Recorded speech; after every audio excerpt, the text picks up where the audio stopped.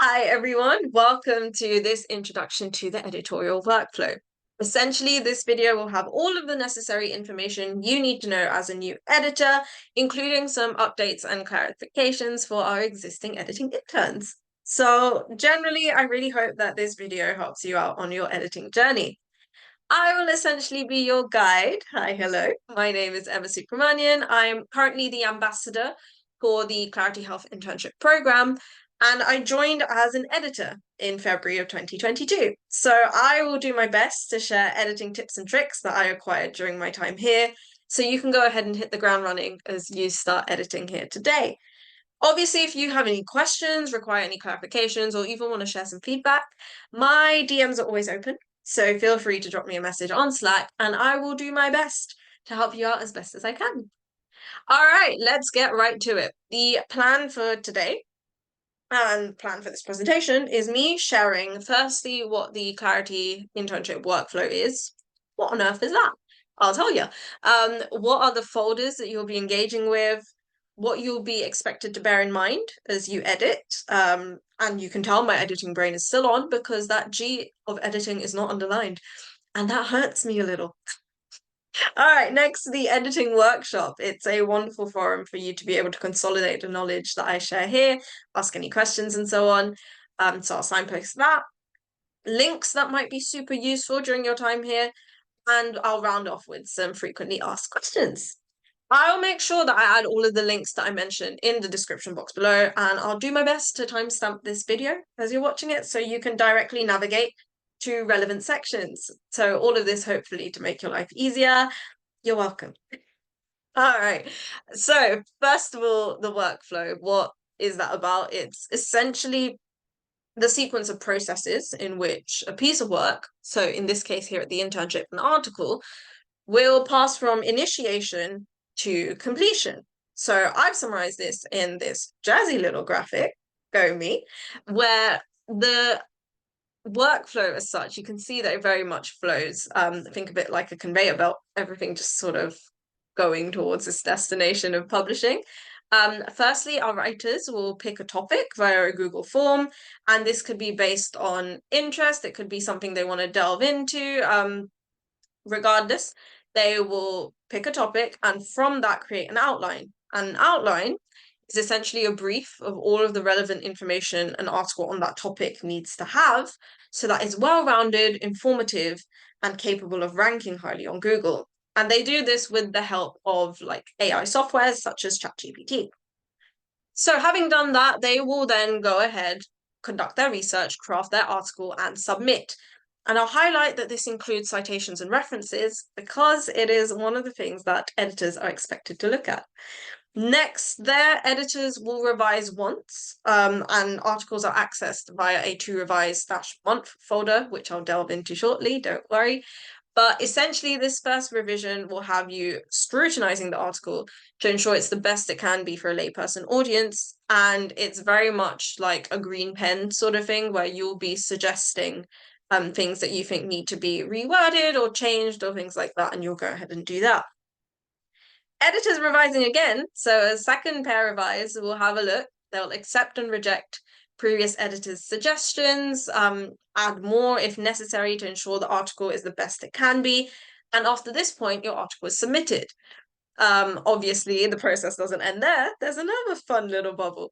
And that I'd introduce the SERP team. So SERP stands for Search Engine Results Page.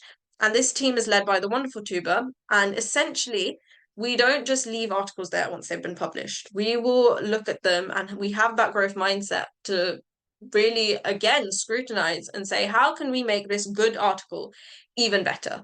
So that could be fixing any editing errors that may have just slipped past, adjusting things in terms of format structure, maybe adding multimedia snippets to ensure that people engage with the content of the piece and ensure that they understand it more. So that could be like podcast snippets, infographics, videos, and so on. So from outlining to the SERP team polishing, that's sort of the general Klarity workflow from start to finish. And we as editors are a small yet important cog in the wheel, where we operate between 2 points. Point A, where the writer has submitted their finished article, and point B, when it's ready to be actually published. And in between that are the steps that essentially make up the editor's workflow, which we'll see visually in our master folder, seen here. So essentially think of this as a visual representation of the editor's workflow. So you'll see our folders and some documents, and I'll sort of delve into that properly in the next slide. So all of our folders, it's essentially the home of the editors. All of the work that we do is housed there. And the editor's workflow is actually brilliantly represented by the order of our folders. So I'll go into that. Firstly, all our new editing interns, which is probably you, will start on the to revise folder, folder 0. When you're editing articles from this folder, you are the first pair of eyes to look at the raw material that the writers submitted. Therefore, you are completing the first revision. And once you've done that, you'll move it to revised once. That's folder 1. If you're assigned to revise once, you will conduct a second revision, revise twice, the third revision, etc., etc. So you may now kind of understand why I call this sort of folder format a visual representation of the editor's workflow, because you can think of it like a conveyor belt where each editor has completed their edit and they're passing their product down onto the next and onto the next until the article is ready to be published in folder 3. So we also have 2 more folders. Firstly, priority, folder 4, which is essentially used by admin to chase up any articles that may have been left by the wayside. And folder 5, snags. Essentially, these are for articles that can't feasibly be edited or published without investing quite a lot of extra time into them. For example, if an article doesn't have any citations or references. So hopefully you do not need to engage with these folders, priority and snags. But if you think you do, then definitely send Kyle a message. So introducing Kyle. Kyle is our wonderful virtual assistant. You may have said hello to them already. If you have any access issues, they are the best person to go to. That being said, if you think an article needs to be in snags, snags is only really used in extreme scenarios only. So if you feel like there is an article that you wonder how much time can be reasonably put into this, you think it might be a bit too much, have a conversation with Kyle and they'll be the best person to help you out. So in this for editors master folder, there are also some documents to liaise with, as you may have seen. Firstly, the Content Organisation Spreadsheet, the editorial report sheet, and the writing and editing guidelines, all of which I'll introduce properly in the next bit. But I mentioned when you're revising an article, there's the to revise -month folder. So that is within folder 0 to revise, as seen in this screenshot. There are subfolders right at the top. You'll be notified / can use sort of contextual logic to see which folder you'll be working on. So if you go into a folder and you see there are like no more articles left for you to revise, move on to the next month. Or you could be notified by Kyle in the editors channel on Slack. So keep an eye out, always just keep in good communication within your team members, and don't worry, you'll always know what's going on. All right, on to the good stuff, editing an article. What are the things you need to know? Firstly, using Grammarly. To introduce Grammarly, if you don't know so already, I really strongly encourage you to download it because it is honestly a vital tool for enhanced editing efficiency and quality. You might have used it in your assignments and in some of your pieces already, but quick refresher, why you should use it. Essentially, it acts as an AI-powered proofreader. It scrutinizes any written piece that you put into it, and it quickly spots errors in like grammar, punctuation, syntax, word choice, for example. And because of that, it can really enhance clarity and quality of writing, including vocabulary choices. And so using this will really accelerate the editing process because it will speed up that rate of you noticing any blatant errors. So it will really improve your quality of work. Anything that's very obvious is immediately flagged up. You can get through that quite quickly.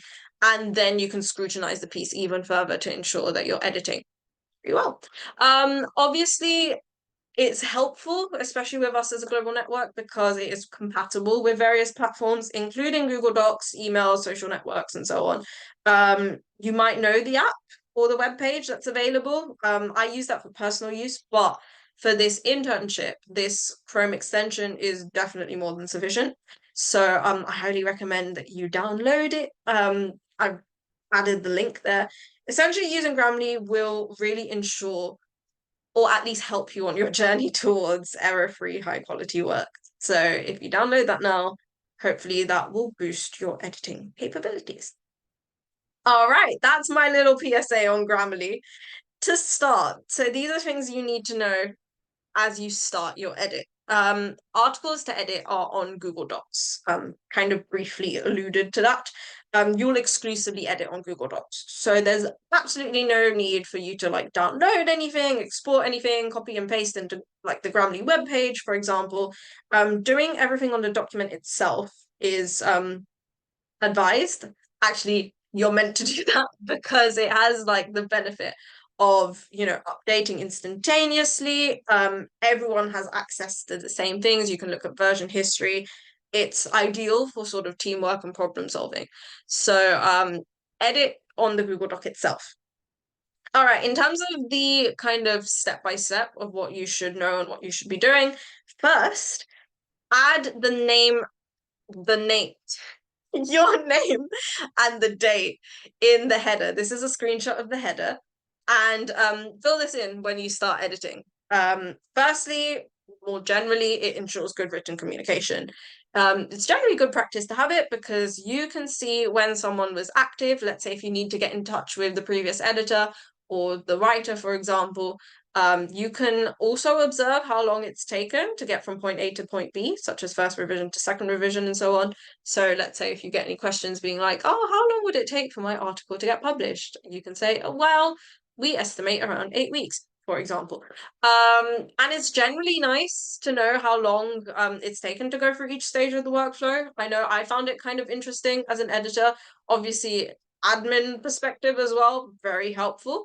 So as a new editor, I'll show you this very well. You're assigned to 2 revise, right? Folder 0. So you're the first pair of eyes to edit the raw material that the writer has submitted. So you should be editing this on suggesting mode, as you can see circled in green here, for the 2 revise folder. And it's found on the right-hand side drop-down menu. So this is the drop-down menu that I've just posted a sort of screenshot of. With this, you're not irreversibly changing the article. It's sort of like a teacher marking someone's work with a green pen. You're crossing out items, you're correcting others, and these automatically come up on the document as comments on the side. For example, Emma has replaced the word diseases with disease, for example.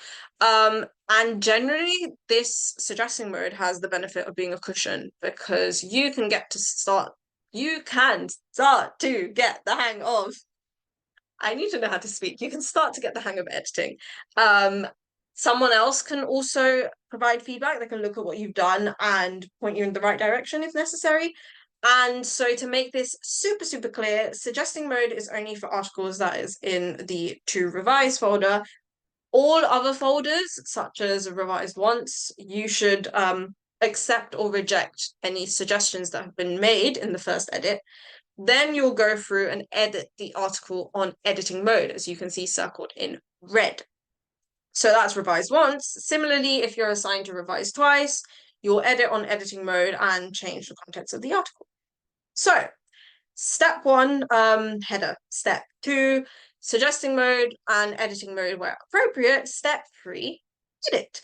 Where does Grammarly come in with all of this? Well, if you have the extension, you'll have the icon on the bottom right of your sort of Google Docs browser. If you click on this, you'll essentially have Grammarly checked piece, and it will flag all of the errors by underlining them in red. You can see a list of them in the sort of window on the right. And when you click on the text that's underlined, or if you click on the, I guess, example presented in the window, you'll see an explanation as to why that error has been flagged. And on suggesting mode, you can essentially just click the Grammarly suggestion and it will change the text like a teacher. So like crossing out the error and replacing it with what's correct. Also, you can look at premium suggestions, which are underlined in yellow. We're not made of money, we're not paying for premium, but by clicking on the premium suggestions part of that window, you'll see all of the yellow underlined text, and you can essentially piece together what should be corrected by comparing what they're indicating, for example, like punctuation in compound or complex sentences, and what the yellow underlined text is. You can start to identify what they consider things to be amended. And so you can correct what you can. Like more examples, in the yellow section, yes, in the premiums or the yellow section, include things like indications of wordy and unclear sentences. And so letting you know that as editors, you have free reign to change the wording as necessary. Other things you should be looking at are things such as format. So whether headings are as specified in the outline and whether that's, reflecting well in format, whether the information will be better divided into subheadings or bullet points, are the paragraphs a bit too large, is the text looking a bit too chunky, should you break them up and increase the white space of the article? Can information be summarized into a table? Spelling, punctuation, and grammar. What else? Fact checking, if possible, because if you have expertise in a relevant field, and I know most of our editors come in with some basis of STEM knowledge, feel free to fact check and see and adjust things as necessary. Is the piece in general clearly and concisely written, etc., etc., etc. So that's quite a lot there.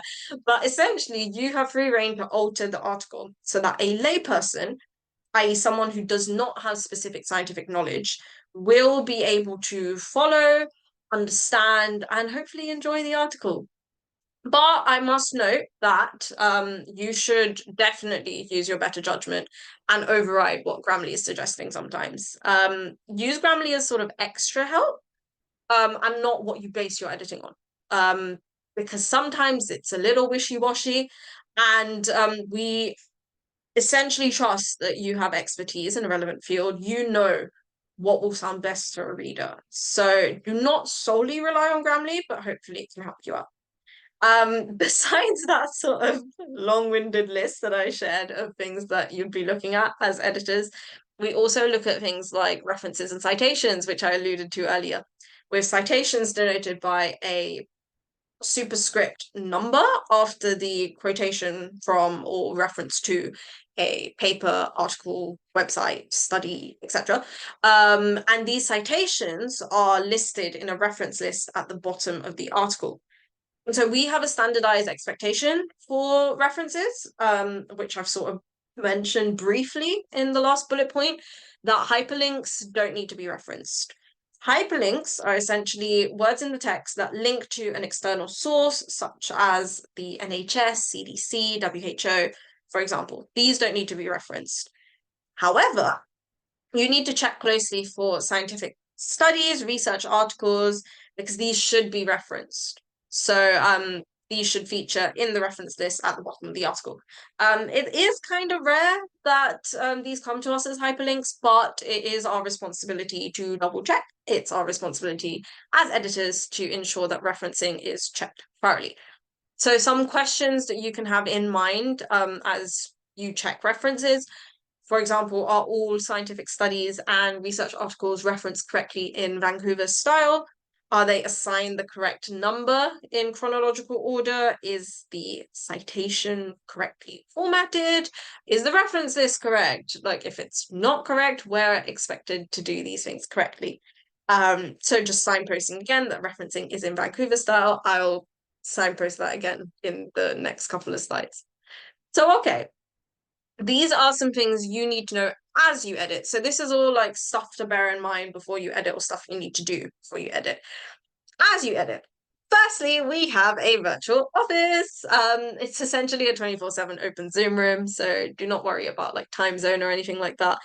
In this Zoom room, you can meet fellow editors if they're there. You can get some support. You can have quick chats, etc., etc.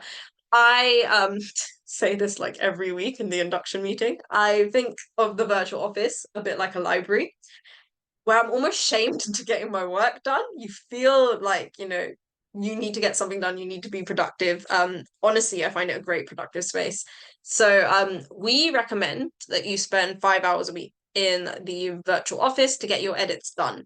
So have it open in the background. You can minimize it if you want. And obviously, besides the potential benefit of collaboration with your peers, admin can also track your progress. So this can be accessed via the virtual office bookmark pinned to the editor's channel on Slack, as you can see here.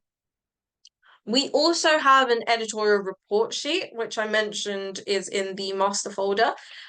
This is essentially a Google Sheet where you can track your progress. This is also pinned to the editor's channel on Slack. You can navigate to the correct week on the sort of sheet list at the bottom. As you can see on this screenshot here, these are the weeks that you can navigate to. Ensure you're on the right one. Find your name on the left-hand side and copy and paste the link to the Google document that you've been working on at that time. And obviously, besides admin tracking progress, this is essentially our effort to ensure that you can quickly generate personal metrics. Like, I've done this for my CV, interviews, etc. Like, I've typed many a time. Emma has edited 70 articles, 67 of which are published, which sounds so much more impressive than if I didn't have those metrics. So having everything in one place via this editorial report sheet should help you generate personal metrics for your CV, applications, interviews, etc. You're welcome. Also, if you actively engage with these resources, our admin team, as I've mentioned, can track your progress, and we can use metrics such as your time spent in the office each week, the number of articles you've edited, for example, to elevate your recommendation letter from kind of basic to wow, because we have metrics. So we can really craft a glowing recommendation letter. So do engage with the virtual office and the editorial report sheet. All right, point 3, admin aside, as you edit, you can refer to our guidelines for a reminder of what you should be looking out for, as well as the editor's channel if you have any questions. And I definitely recommend this because by putting a message on the editor's channel, you're really maximizing the number of people who read your question and can share their perspective. And honestly, remember, there is absolutely no such thing as a stupid question. Everyone in the channel will be super happy to help. And yeah, honestly, do not be afraid to ask absolutely anything as you edit. So delving into our guidelines now that are briefly mentioned, our writing and editing guidelines, because I recognize how I've shared so much information that we do not expect you to remember at all. Hence why we've got the writing and editing guidelines. This document essentially contains all the information you need to know and that I've mentioned. So this document will probably be easier for you to follow. And I recommend having this open on the adjacent tab as you edit, especially as you begin to get the hang of things. You can refer back to it every so often just to ensure that you're doing things correctly.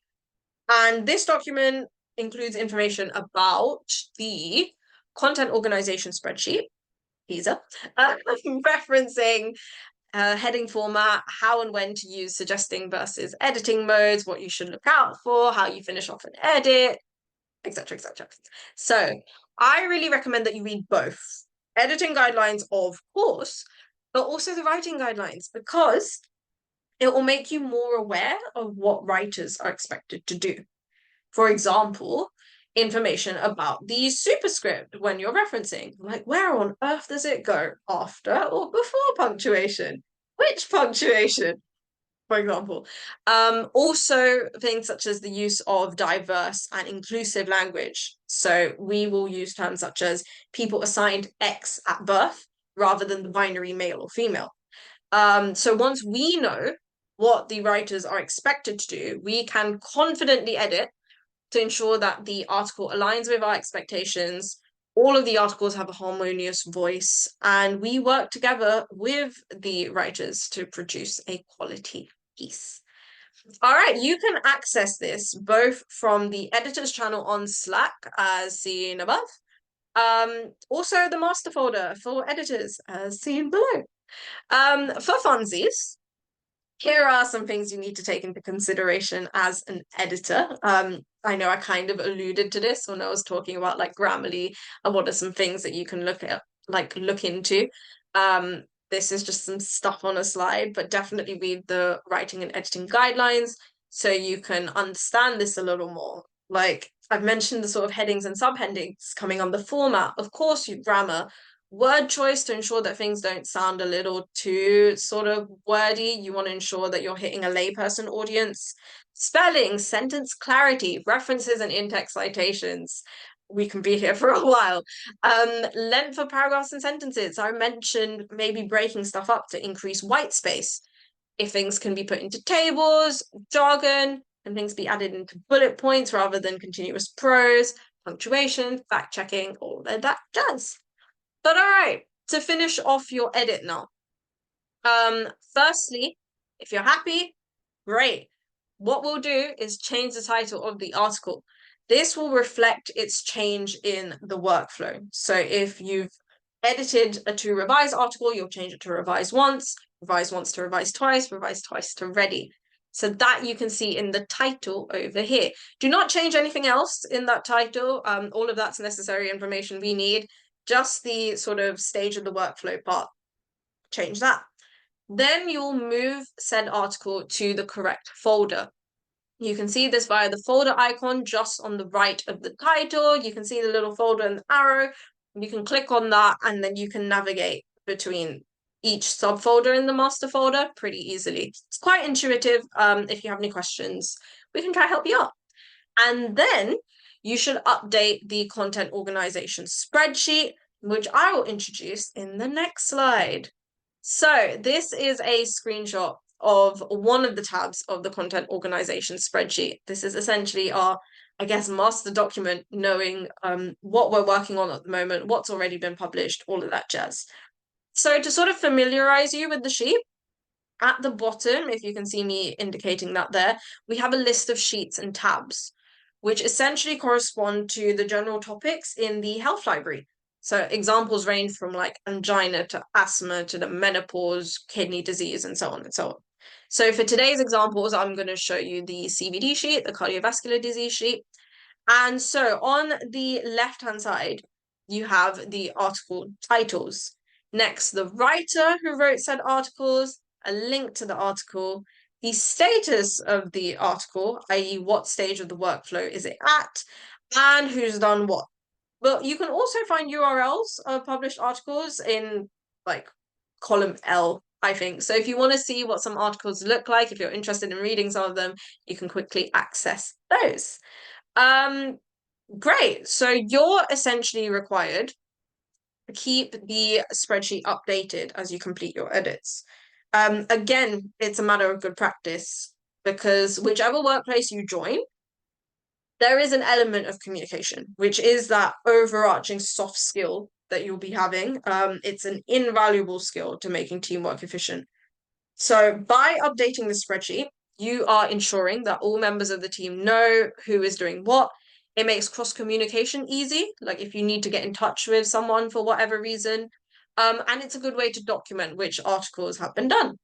And all of this information is available as a nice spreadsheet that is easy to read, easy to access, and easy to manipulate. So when you have to update the spreadsheet, find your article on the spreadsheet by navigating to the correct topic tab at the bottom here. You can identify this via the square brackets in your title. If I quickly show you the last slide, square brackets here show liver, so it will be in the liver tab of the content organization spreadsheet, for example. And then you can hit Control F to quickly find your article. So by hitting Control F, you can type the first couple of keywords and it should take you to which sort of row your article is in. And then you should be updating column E, status section, to reflect your work.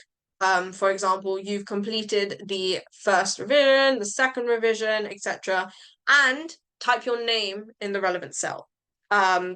If the article that you're working on isn't there, if you can't find it by Control F, then definitely add the information to the appropriate sheet, please. So remember, keeping the sheet up to date.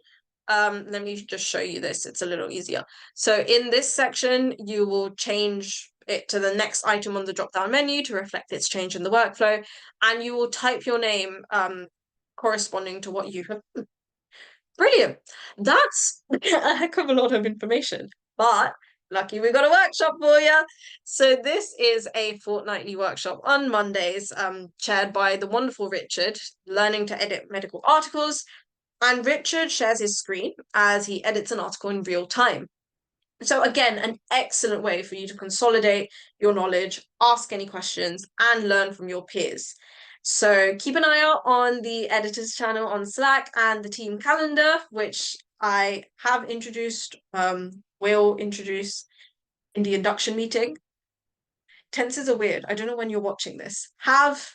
Will, something, team calendar. All right. So keep an eye out on the editors channel or the team calendar to find out when the next workshop is. All right, home stretch, we're nearly there. Here are some links that will be super useful for you as it will help you streamline your editing process besides Grammarly. Firstly, ZeroGPT. We aim to leverage AI tools such as ChatGPT to enhance our writing. However, we don't allow a heavy reliance on AI-generated content. So this tool, ZeroGPT, allows us to check the percentage of AI-generated content, and we consider a score above 40 to 50% as too high. So definitely let Kyle know if you find an article that passes this threshold. And you can really check these articles 15,000 characters at a time. So copy and paste in sections and put it into ZeroGPT. Make a note of each generated percentage and take an average for you to find the sort of percentage of AI generated content across the article. So that's checking AI generated content. Next, plagiarism checker. Writers usually complete their own plagiarism check. But if they haven't done so, then please check via the small SEO tools Plagiarism Checker. And our threshold is above 10%. So like ZeroGPT, please take an average of each section you check because it allows only 1,000 words at a time. And I definitely want to signpost this because if, let's say, you've not checked plagiarism and the writer's not checked plagiarism, you've put in a ton of effort for you to edit your article, and then afterwards we're realizing that, oh no, this has been plagiarized, we can't use it. It is a waste of your time. So hopefully your writer's done that for you. If not, do check. And finally, for referencing, if you have a link to something that needs to be in the reference list, for example, a study, a research article, copy and paste the link into ZeroBib, set your referencing style to Vancouver. And I know there are many Vancouvers. All of them are fine. I personally used UCL Vancouver because I was part of that institution. But all Vancouvers are cool. And once you've done that, it generates the reference. So if you do many references one after the other, you can see that it generates a reference list in chronological order for view, copying, and pasting. And you can actually export this whole list to the clipboard via a button if you scroll down to the bottom, and you can paste it into the document. So if you've had to redo a reference list, which I hope you do not, if you do, this makes life easier for you. So my tip is that you save these and all other sort of documents, folders, meeting links, and so on in a browser bookmark folder. This is a copy of mine, so you can get an insight into what I've been up to as an editor. But if you save all of these, I've got mine saved as Klarity-editing. So that's in my browser. Whenever I needed to do an edit, I'll just open like this folder and open all of the tabs, and that will be sort of like my workspace. So everything that I needed, if I needed the guide, if I needed the spreadsheet, the report sheet, any of the links, all of that's there in one place for easy access. All right. Glad that you all have got through all of this. Now for some frequently asked questions, and then we'll be done. So first of all, can you choose which article to edit? Yes. So you joining the team, you will be working on the to revise dash month folder. So within to revise, that subfolder, and you can pick any article that's available to be edited from that folder. So that's your element of choice. Have fun, go wild. You can definitely choose which article you would like to edit. Next, I get this question fairly obvious. Editing is not that bad, but if you feel like your skills will be used in writing and you would like to go to the writing team, it is a possibility. Let's say now immediately you want to change, definitely drop Kyle a message because you've not sort of gotten into the swing of things as an editor yet. If down the line you would like to change, then do have a meeting with Lynn. Hopefully you've said hi to Lynn already at the induction meeting. If not, you will see her. Lynn is honestly a ray of sunshine and has catch-up meetings every so often to ensure that everyone is doing, as well as they can and everyone's comfy and everyone's happy. So if you would like to switch teams in the long run, and I say long run, maybe about like 6 weeks in or something, definitely contact Lynn, have a catch-up meeting, and we'll get to, I guess, assess what the vibe is like, and you'll get to know a bit more information about what the other team does. So that's a possibility. Next, what do you do if X, Y, and Z happens?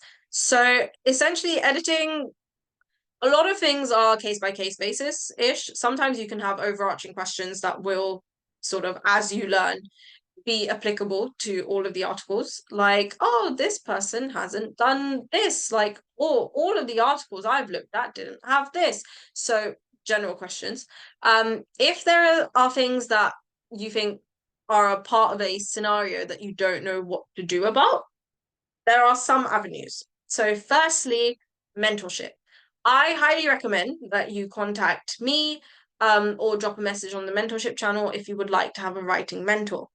And what your writing mentor should do is you get in touch with them, you build that connection with them, and you can drop them a message saying, hey, I've completed my first edit, or I have a question. Would we be able to have a quick chat, or could you send me a voice note explaining this, or X, Y, and Z? I can delve into mentorship, which I do. So if you would like to know a little more, or you just want to skim some notes, have a look at the mentorship channel. We've got some discussion notes and I'll be absolutely happy to help. But yes, I digress a little. A mentor can really help you out in these what do I do if something questions.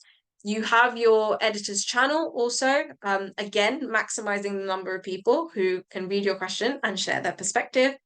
Worst case scenarios, I'm around. I say this like I'm happy to be contacted, I promise. But I am around. If you have something that you would want a bit of my waffly advice on, feel free to drop me a message. But also Kyle. Kyle is, your best port of call if you have like admin access issues, if you feel like you need to put something in the snags folder, all of that jazz. I realize that I've just addressed that and the I'm stuck question like in one go. If you are stuck, a mentor, editor's folder, Kyle. Me, hopefully, if the editor's channel, like if people aren't around, oh, don't worry. Finally, what if the article has no references, no citations, like whatsoever? Firstly, boo hiss, that's poor. Secondly, drop Kyle a message. Kyle will be the best person to help, and they'll look at it and see if it needs to go in the snags folder, if it's really, not worth you spending copious, amounts of time trying to piece things together. That being said, if you notice like a minor error being like, oh, this article has like not cited these few hyperlinks because they're studies, we can do that. Like as editors, as an editor joining the team, if there are things that are small edits that we need to do, we do.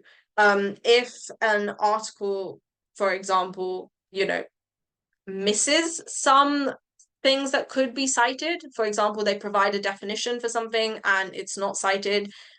We can make the effort to maybe find a quick NHS article, a quick CDC article, find that definition and insert that hyperlink.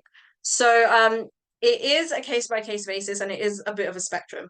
You can accurately assess whether something is a job that's within your remit as an editor, or if it's like, this article has absolutely no references, I need help. So again, that kind of comes under the what do I do if sort of part as well. Just trust your gut and also know that we're here to help. So if you have questions about it and so on, editor's channel, Kyle, mentor, me if you need me. But yeah, hopefully that's addressed a lot of the FAQs and hopefully that's addressed the plan. So I've hopefully taken you through the workflow. You've sort of understood the overarching workflow, what the editor's workflow is.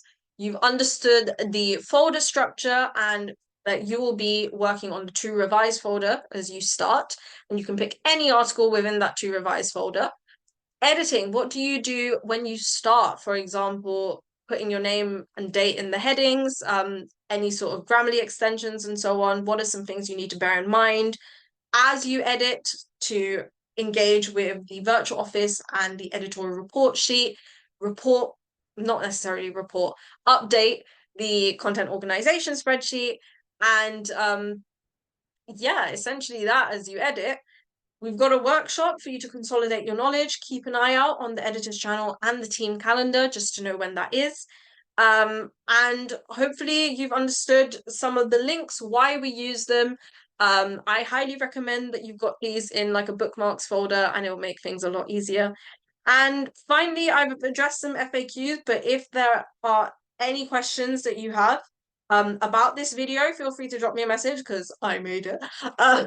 And more generally, if you've got editing questions, always know that you can contact a mentor, you can drop a message on the editor's channel, you can contact Kyle, and if you want my advice, I guess I'm around. But all right, that is me done with this introduction to the editorial workflow. I hope this really helps and I hope you have a great time editing. If I've not seen you at an induction meeting yet, hopefully I get to see you there. If I have, I hope you're doing amazingly. Have a wonderful rest of the week, everyone, and have fun editing.